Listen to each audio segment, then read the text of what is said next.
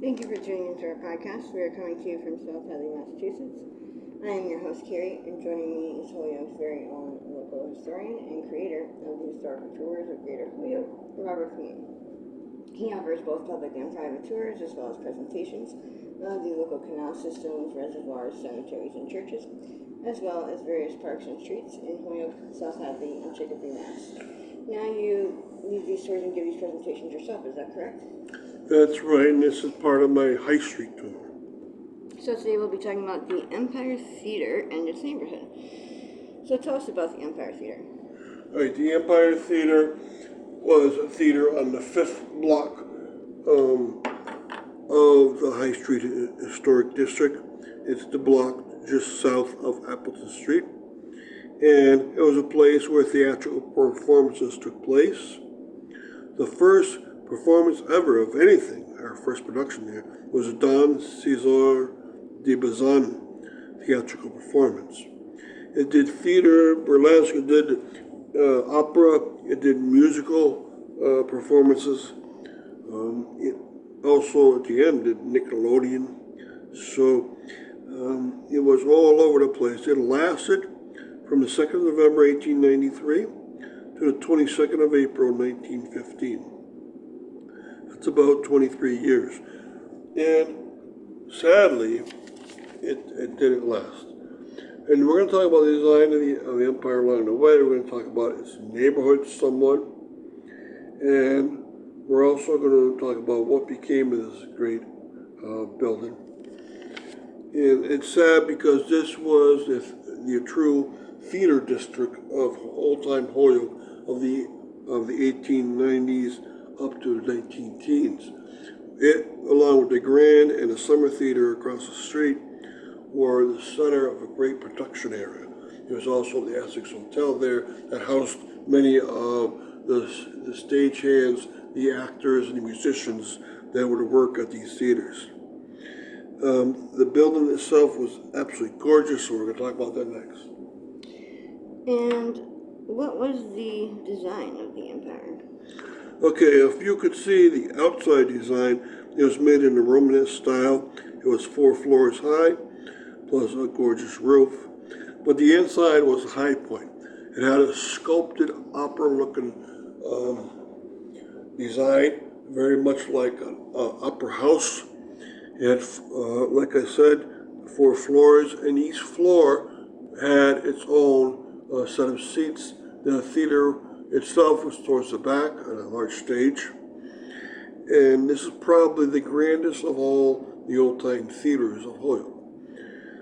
So the Empire Theater was the number one place to be. It was a very ornate building, so it had luxury seats. It had beautiful walls and drapery everywhere. And the front of itself showed off when that's the way a true theater should be. You should feel like you're going to a grand place. And the design, it's hard to say. There are pictures that exist, and I'll put them on my webpage at some point. But think of the grand theaters that are in New York City, and this is the look that it had, probably on a smaller scale. And before we continue with the rest of our interview, just to fill our listeners in, if you want to find out more information or sign up for any of his various tours, you can check out his website at holyokecanaltour.org, and there you can check out there he has both videos of his various stops along each tour, and also past and present photos of the historical sites throughout as well. And if you are interested in setting up a private tour, you can email him directly at bobcat4214, capital B, at yahoo.com. And they are perfect for fun and educational outdoor activities for the whole family, or for your group parties, especially those special occasions and get-togethers. They're also good just for getting outdoors for day. So getting back to our interview, tell us about the Palace Theater, the Essex Hotel, and the Summer Theater, all nearby. Okay, now this was, I told you, the theater district. They had a summer tent across the way from this area, and that summer theater housed outdoor theatrical performances and musical performances, so forth. I think it was mostly associated with the Empire Theater. Now, the Grand Theater was also on this city block, and that was another gorgeous theater location. So two theaters within three or two buildings of each other, three buildings of each other. That is incredible. So this was a place to be. Now, when all those people, theatrical people around, they'd come in for a week or two, you need to house them. The Essex Hotel was across the street.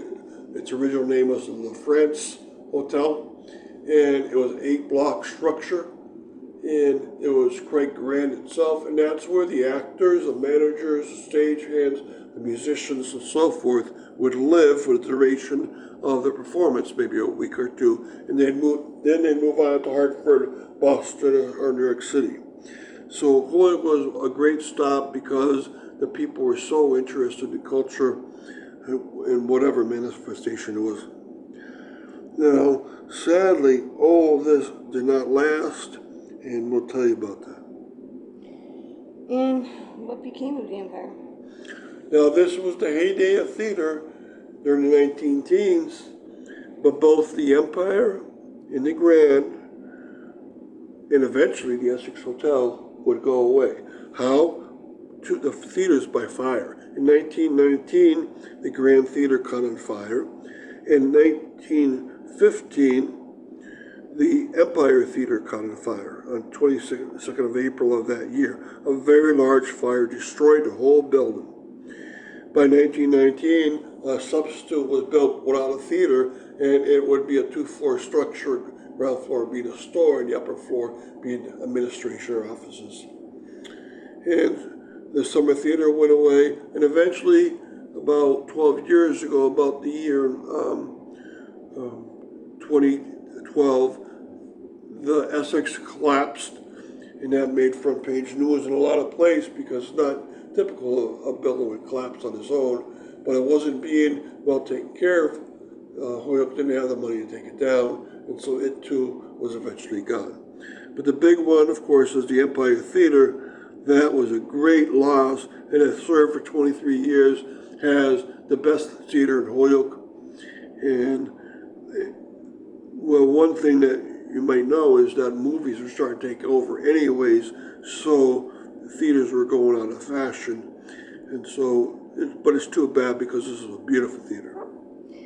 Well, thank you, Robert, for educating us on your tours, and we want to thank our listeners again for tuning in. And you can tune into a large selection of our other podcasts and much more at his website. Again, that's holyokecanaltour.org. And you can email him directly for private tours or to inquire about anything else at his email, which is bobcat4214, capital B, @yahoo.com.